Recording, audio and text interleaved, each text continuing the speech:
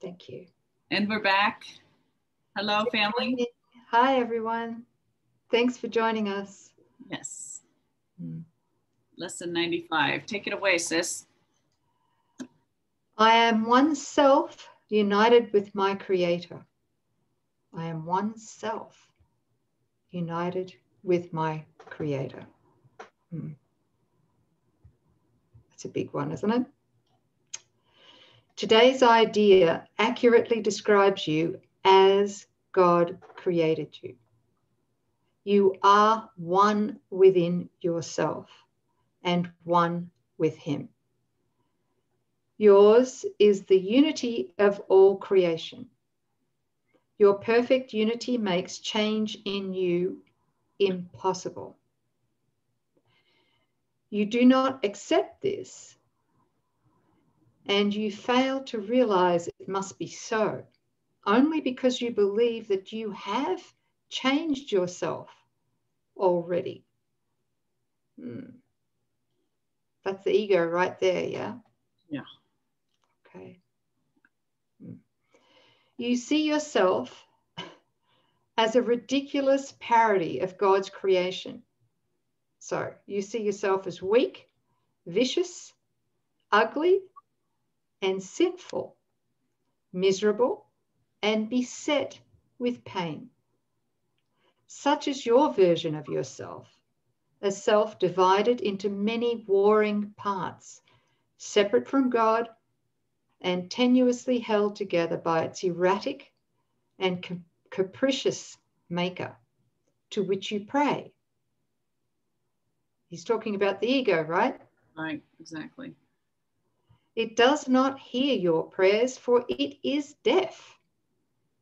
It does not see the oneness in you, for it is blind. It does not understand you are the Son of God, for it is senseless and understands nothing. Whoa. The ego understands nothing, and it's senseless. Wow. And it doesn't know who you are.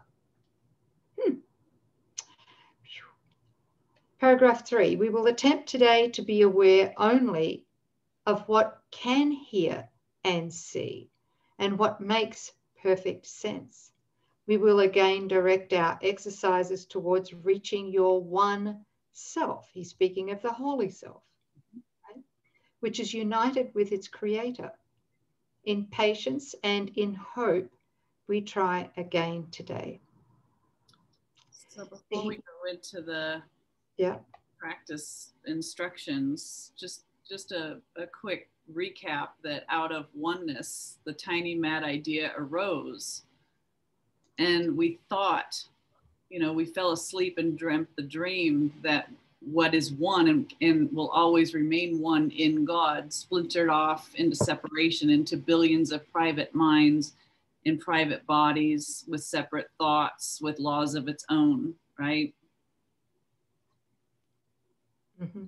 And so we've learned to consider ourselves as this parody that he's describing.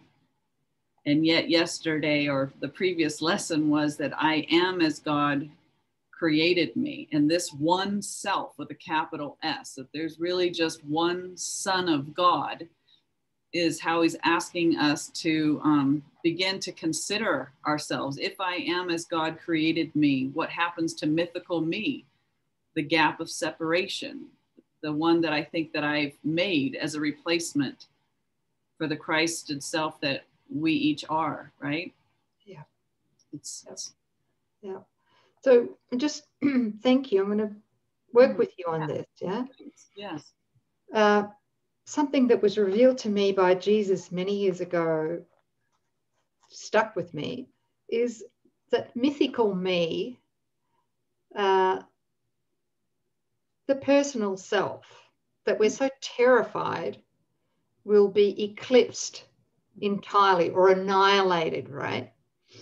By the holy self. We're so terrified of that the sum total, Jesus told me, revealed to me, of that mythical me is just one simple thing, and that is the choice to suffer. Mm. Yeah. You know, like that was like, oh, what? Mm-hmm. What? Oh my God. Mm-hmm. That's it. That's what this false self is purely the choice to suffer. Because to choose to be separate from our source, yes, and from our brothers and sisters is the choice to suffer. That's it. Right. That's it. So if we're afraid that joining with God is going to annihilate our separate false self, the only thing it's going to annihilate is the choice to suffer. Yes. So why the delay? Great question, sis. Do we enjoy suffering? Apparently so. It's very embarrassing, isn't it? Yeah. It's the addiction. The ego. The addiction to think that somehow we can make it right, like overcome suffering at the same level that suffering arose, and you cannot. Yeah. And can you all feel into why this has to be suffering? Because if you wanted to separate from good, from safety and union, oneness, from love, from abundance, from peace, the opposite of God is suffering. What's the opposite of love? Hate. What's the opposite of abundance? Scarcity. So this is right. The choice to leave or separate, it's an impossibility, but we're dreaming the dream, and the laws in this dream are just the opposite of God. So it is total suffering. It's crucifixion. Yeah. And the other thing is, this lesson 95, I'm oneself, united with my creator. Another thing pops up, and that is the belief, I am unworthy. Yeah, that's a fear. Big, way to Okay. Whoa. Okay, hang on. I'm oneself, united with my creator. What can we look at that too? Absolutely. Yeah. If you're mythical me and the past, the ego will use that to say, well, if this is what I am, then how can I possibly be oneself? How can I be unified with my brother whom I hate? Or how can I be unified with a God that I don't know and I'm terrified of because of my past education about the nature of God, right? These are the ways in which we raise defenses against being that one self united with our creator. So we need to really recognize that, as long as we're in the gap, the pluses and the minuses don't exist. And this is not, time and space aren't. It's just an illusion. And only when we're willing to accept that our one self join with our brother in oneness, so that, remember, what's in the circle and what's outside of it are the same. So even this this line or this circle has to disappear, and that we're, awakening to the peace of God and all the benefits that are there, right? Peace, joy, divine love, abundance, etc. Sorry, sis, you're going to go ahead. Complete that, because I'm just hold that up for a second, if you wouldn't mind. I'm just hearing something. Yes. I think what happens is that, if you could open it up a little bit, is that as we're awakening to the gap, yes, and we're looking at the gap, there's a very strong tendency to take personal responsibility for all of the shit in the gap. Right. I'm just being blunt. Yeah. Right. Okay, because the veil is starting to lift, and we're looking upon all of this stuff, and then the ego rubs its hands together and goes, good, you need to take full responsibility for all of the shit. Right? Okay. Yeah. It's your fault.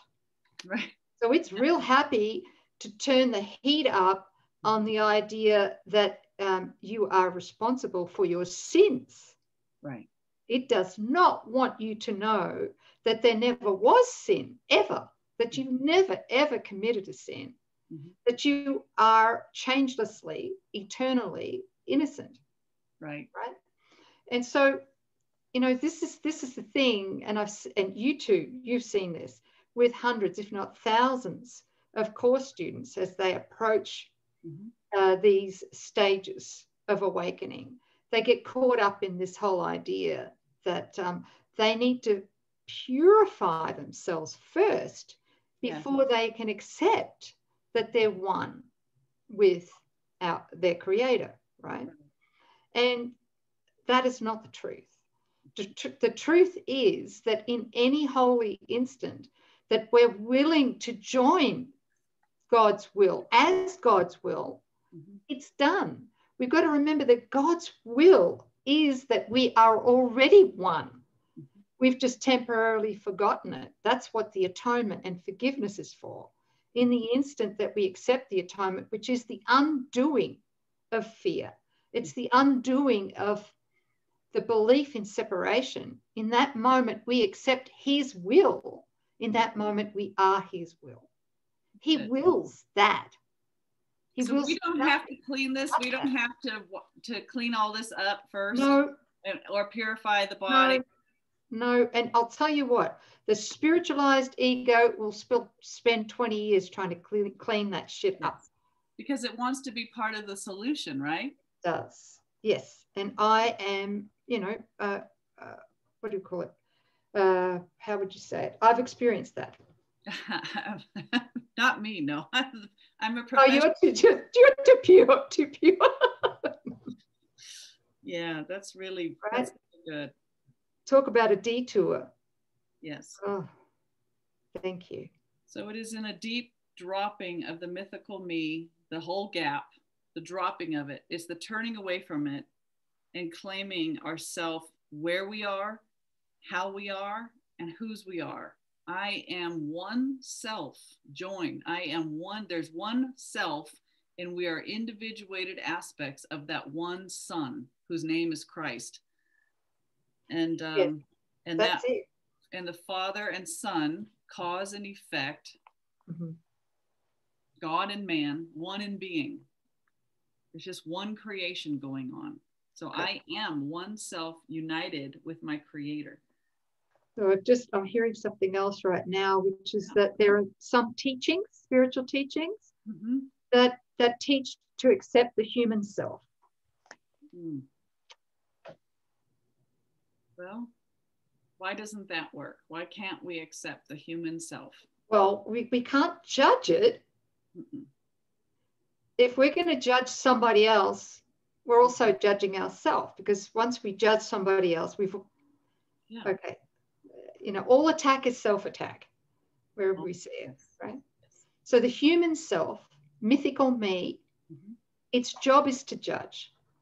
In other words, its job, we ask the ego to project its belief that it is guilty and therefore deserving of death onto others to try and get rid of it, not realizing consciously that whatever we give away, we amass for ourselves. So if casting judgment out there on anybody in the past or present or whatever, or on it, you know, we're judging ourselves, right? Okay. When I first really saw that, it was so clear that you can't think of another without thinking of yourself. You can't do unto another without doing to yourself. Hence, you know, Jesus's rule, do unto others as you would have them do unto you, because it's the same. You know, and if you're having a difficult time, imagine the person that you're dealing with and pin your face on their face. There's no difference. There's no way that you can escape your thoughts and your emotions by trying to place it out there on a brother, because that brother is still the one self. That's really, really big to let that drop in, that there is nobody else out there. You're only encountering, every encounter is holy because you're meeting another aspect of the self. That's right. Yeah. Yeah. And they're there for one purpose, which is to heal us. regardless of the situation, right? Right. But let's get back to that question that popped up there about accepting the human self as ourself. Because what I've found, is that to the degree that I accept the human self and try and love that human self, right, and identify as that human self, is the degree that I'm crucifying myself. So it's like a razor's edge. We can't judge the human self, the ego. At the same time, we need to be extremely vigilant that that's not who we are. Right. Because judging it can't be both. Yeah. As soon as you judge it, you've made it real because you've given it a value, but it's recognizing I'm not that. But do we throw the body out with the bathwater when we recognize it's all illusion? I mean, for a time, it's repurposed. When we give everything over to Holy Spirit goes, that body will make a fantastic communication device for the Father's will here in the dream to awaken the sonship.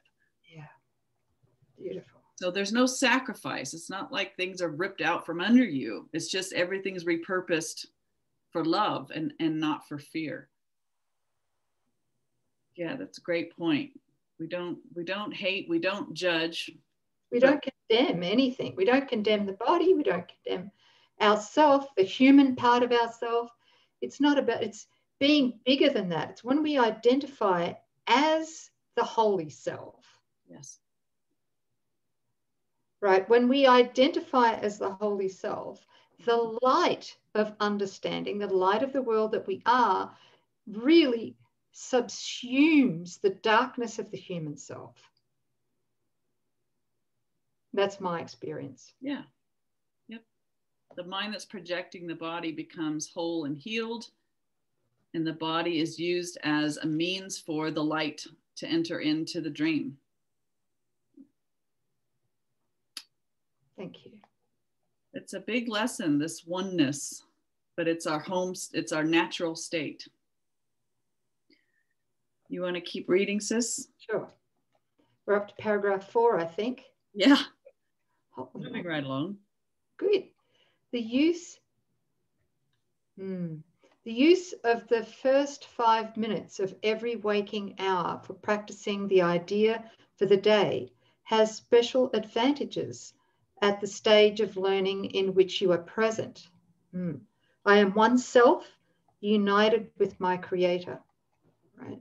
Mm-hmm. It is difficult at this point not to allow your mind to wander if it undertakes extended practice. You have surely realized this by now. Giggle, giggle, right? Yeah. We're not judging ourselves for that, right? Yes. You have seen the extent of your lack of mental discipline. Oh boy. And of your need for mind training. It is necessary that you be aware of this, for it is indeed a hindrance to your advance. Just to be aware of it, yes, but not condemn ourselves because we're seeing it, you know. Mm-hmm. Frequent but shorter practice periods have other advantages for you at this time. In addition to recognizing your difficulties with sustained attention, you must also have noticed that unless you're reminded of your purpose frequently, you tend to forget about it for long periods of time. I don't know what he's talking about. Yeah, right. What's my purpose again? Why am I here? Okay. Cookies. You often, right, just to watch cartoons. That's what it's all about, right? You often fail to remember the short applications of the idea for the day. And you have not yet formed the habit of using the idea as an automatic response to temptation. Mm-hmm.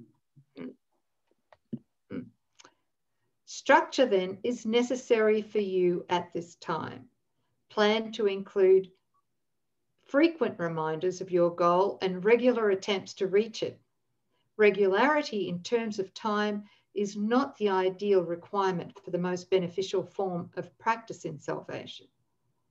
It is advantageous, however, for those whose motivation is inconsistent and who remain heavily defended against learning. God, I remember this. Just being shown in my memory. Oh, Lord. Yeah. Okay. Mm-hmm. Yeah. Talk about being heavily defended against learning. Okay. No judgment. No. Paragraph 7. We will therefore keep to the 5 minutes an hour practice periods for a while and urge you to omit as few as possible. Using the first 5 minutes of the hour will be particularly helpful since it imposes firmer structure. Do not, however, use your lapses from this schedule as an excuse not to return to it again as soon as you can. I did that. Well, I blew that day's lesson. I'll just start again tomorrow, you know. Oh, God. Yeah. I did that a lot. Okay. There may well be a temptation to regard the day as lost. Oh, Lord, I can feel it all coming up. Yep. Here we go. Thanks for your patience, everyone. I just have to laugh. Okay. So there may be there may not be there may well be a temptation to regard the day as lost because you've already failed to do what is required. This should, however, merely be recognized as what it is, a refusal to let your mistake be corrected and an unwillingness to try again. So basically, in going back in my memory, it's an unwillingness to accept forgiveness. Yeah. Okay, that's what it is. Because in that moment, we really deeply accept that. In that moment, the ego ceases to exist. Yay! Until we take it back up again. That's it. Paragraph 8. The Holy Spirit is not delayed in his teaching by your mistakes. How cool is that? Thank God. He can be held back only by your unwillingness to let your mistakes go. Yeah. Yeah. Can you get that? Oh, fully. Just right? keep, judging yourself. Now we're using the workbook lessons to judge ourselves, to keep us guilty. The ego will use anything it can. And all that bloody judgment against ourselves, I could have saved myself years if I only knew this.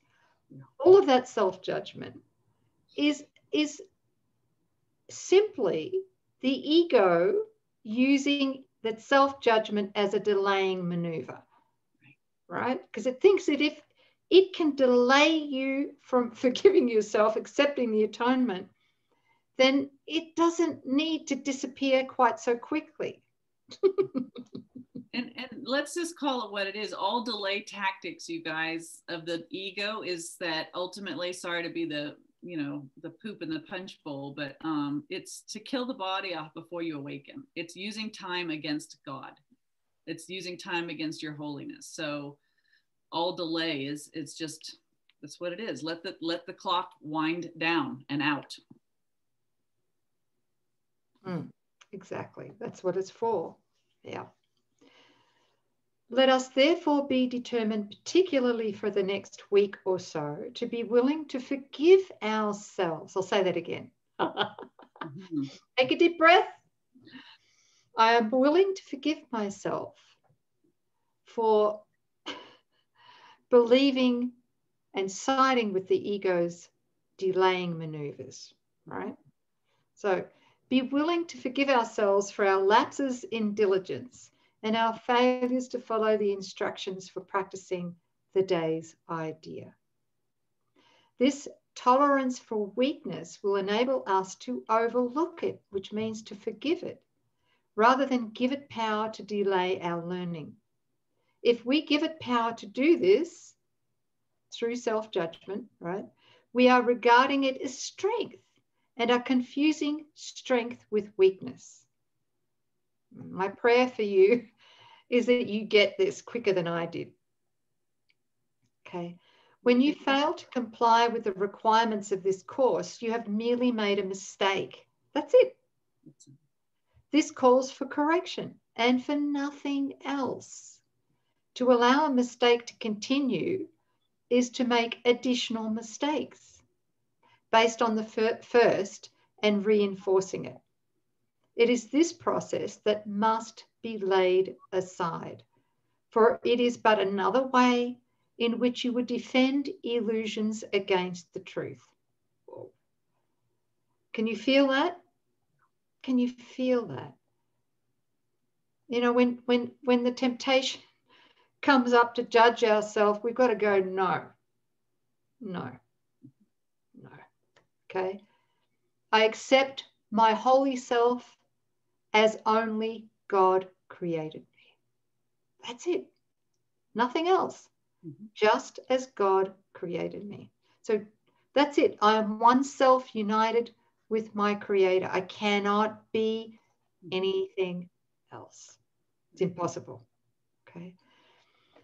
Paragraph 10, let all these errors go by recognizing them for what they are. They are attempts to keep you unaware of your one self, united with your Creator, at one with every aspect of creation and limitless in power and in peace. This is the truth, and nothing else is true. Today we will affirm this truth again and try to reach the place in you in which there is no doubt that only this is true. No doubt, right? Because, and we'll talk about this more later, because if there's any doubt at all, it's always the ego's self-doubt. It's not you as God created you. So begin the practice periods today with this assurance offered to your mind with all the certainty that you can give. I am one self, united with my Creator, at one with every aspect of creation, and limitless in power and in peace. Wow, what a prayer. Woo. Then close your eyes and tell yourself again, slowly and thoughtfully, attempting to allow the meaning of the words to sink into your mind, meaning into your heart, not just intellectually, right? Replacing false ideas. I am one self. I am one self. Yeah.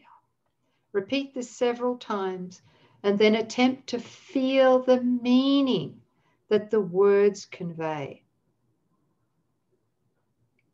Sis, I'm going to let you read the rest. Okay, all right. So staying in that feeling place. Yeah. You are one self, united and secure in light and joy and peace. You are God's Son, one self, with one Creator and one goal, to bring awareness of this oneness to all minds, that true creation may extend the allness and the unity of God. Wow. You know, in our family on TTC and HRJ and our groups, it's so beautiful because you can feel spirit sweep through the room and you listen. And a lot of times I used to close my eyes all the time, and I'm opening them more, but I'm recognizing that the spirit is speaking and that somebody else is speaking truth and love is being expressed and shared, and that's my identity. I'm feeling and witnessing, and the feeling state that the one self is expressing. It might look like it's coming through these mouthpieces or bobbleheads in a Zoom room, but that's me. I'm one with that. And Yeah. that, and the impetus, the intelligence behind that is God. Yeah. Yeah. And it's enough to crack our heart open. Oh. Right. Right there, right then. Just when we see that, when we see there's no separation, that we are one self. Right. Yeah. And only love, the wanting to join with another, when the motive is love, that's the only way to know that we are one self. Yeah. Nothing other than love will do it, but love does it. The love that you experience is the proof that we are that one self. Yeah. Oh, I love this. You are one self, complete and healed and whole, with power to lift the veil of darkness from the world and let the light in you come through to teach the world the truth about itself. You are one self, in perfect harmony with all there is and all that there will be. You are one self, the Holy Son of God, united with your brothers in this self, united with your Father in his will. Feel this one self in you and let it shine away all your illusions and your doubts. This is yourself, the Son of God himself, sinless as its creator, with his strength within you and his love forever yours.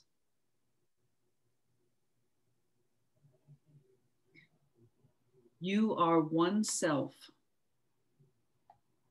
and it is given you to feel this self within you and to cast all your illusions out of the one mind, which is this self, the holy truth in you.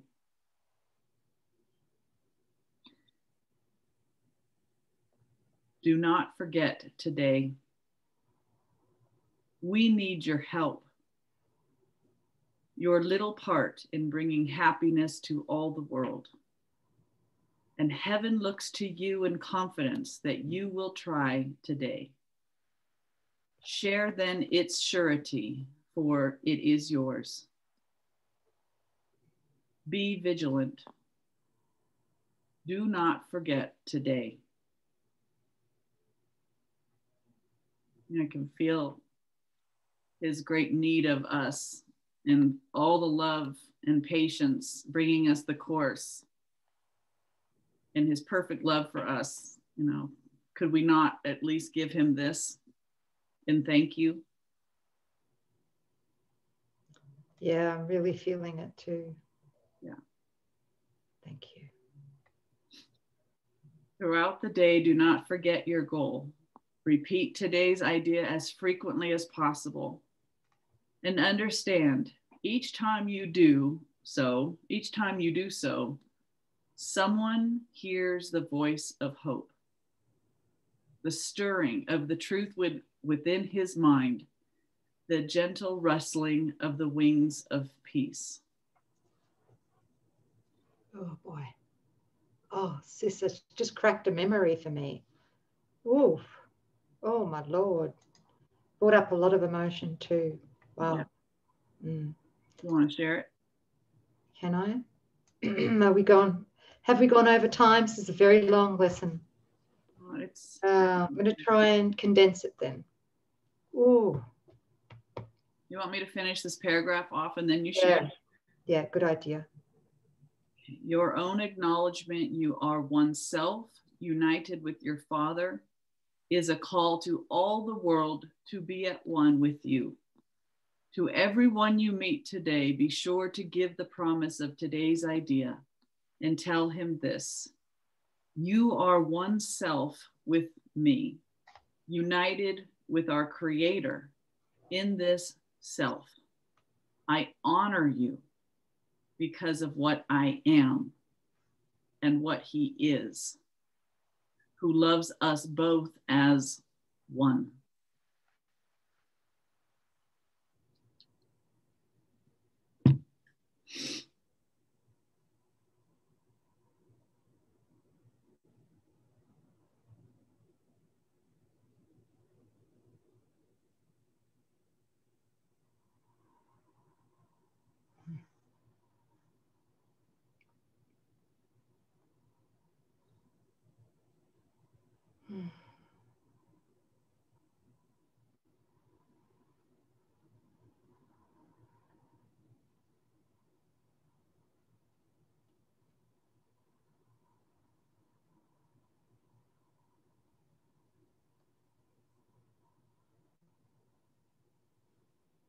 Wow, thank you.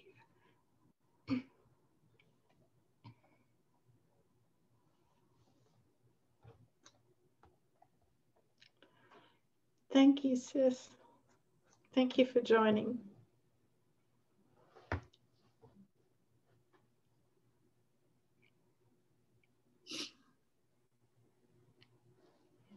Thank you, beautiful family, for joining us in this. Yes.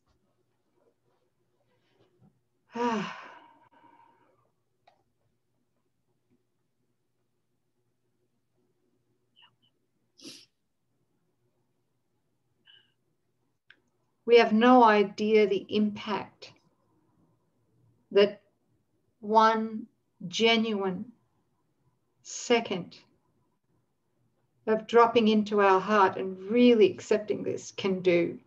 We have no idea through the limited ego of how much light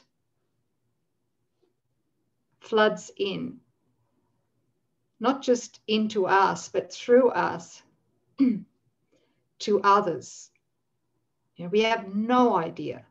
Through the ego, we have no idea. And I'd just like to share an example of something that happened. And, you know, I'm fairly sure, I'm not certain, but I'm fairly sure it was this lesson that I was doing at the time. And I think I probably physically in the dream was in Belgium at the time when this event occurred. And I do remember joining with Jesus when he, when he was giving us this message, right? And I remember breaking down and crying, going, I want to help to heal the world. I don't want my brothers and sisters to be in suffering any longer. I mean, I really was on my knees with that, and that feeling of wanting to join everyone. Yeah. And that night I had a very, very real dream, like seemed to be extremely real, almost a visionary dream. In fact, it probably was a visionary dream. And I didn't understand it at first, but as it unpacked itself, the impact of the dream really landed. And what it was in the dream, I saw two things occurred. First, I heard the sound of what seemed like soldiers marching, right? So I heard that sound, and it was the sound of thousands and thousands and thousands of soldiers marching. The second thing I recall was these huge gates, huge, brilliantly lit, but not by a false means, it was lit from the inside. The gates were lit from the inside, all right?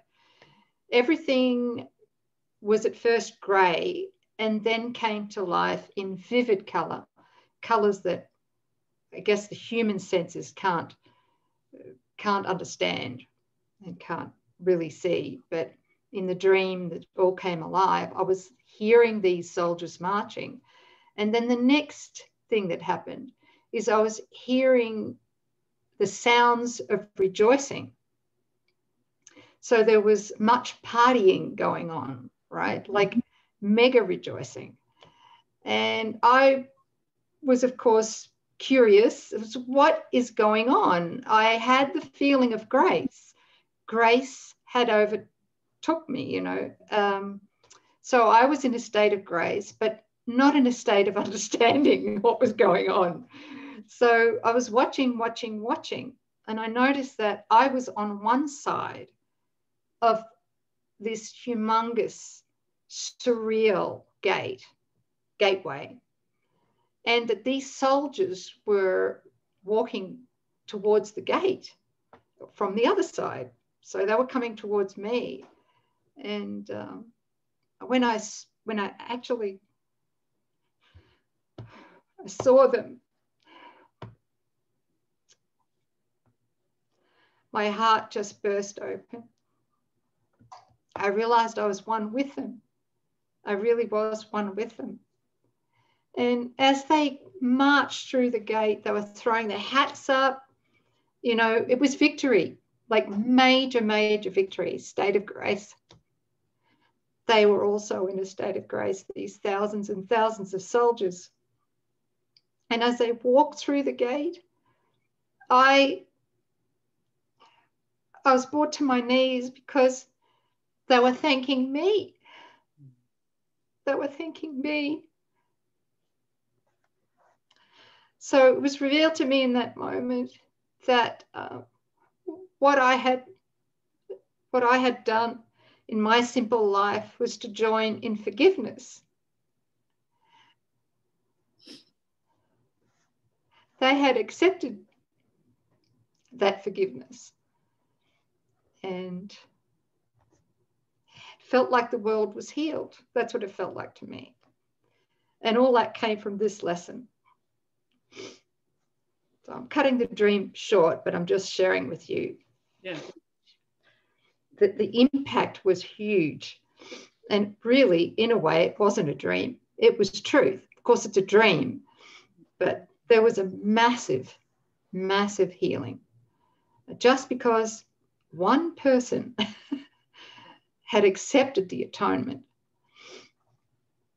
to that degree. Yeah. Thank you for listening. No, so thank you. You know, I had that one similar coming through the jungle out into the light, and the people were waving and all that, but not important. But what's amazing is what I could feel is that when you looked at the soldiers coming through and you realized that they were part of you, one with you, and that they were thanking you for healing their mind because you had done it, you know, you can feel like that's the whole point of this transcending a selfish, privatized mind, and that in the great love for the sonship, recognizing that's me, he's me, she's me, we're just all one self, and selflessly healing my mind so that we can come back together in that union, you know. And what's the incentive for all of that? Again, it's love. There's nothing higher than that. There is no experience in this dream, nothing that can even touch the hem of that. That's it. Oh my God, talk about joining. Thank you. Talk about union, and talk about celebration. I mean, all the angels in heaven were celebrating. Yeah. It becomes unbearable to be separated from the sonship when you feel the love. You just want the love, and the love grows and expands, and you know that's home and that's truth. And then to go back to a compartmentalized, privatized, limited, squelching sense of self is not, it's unbearable, the stress and strain, and so highly unnatural. It's the opposite of what the ego tells us. So thank you for staying. If you're still with us, I just want to thank you. I hope that you were able to join and receive the transmission, and I trust that you have. And we just want to thank you for your patience in unpacking these we could read right through them and we would miss the holographic, the deep feeling state of these lessons. And that's what we want to convey to you. So if you stayed with us, thank you. And we love you and appreciate you very much. Yeah, as oneself. That's it, sis, isn't it? It's joining at the heart level. Even if the mind doesn't understand. Yeah. That's the miracle. Thank you. Thanks for staying with us. This lesson has now been fully given. Yeah. And received. It can't be given unless it's received. Yeah, I'm feeling the blessing that you all provided me so that I could unpack this lesson with you so that I could receive it for myself. Thank you. Thank you. Okay. Bye, everybody.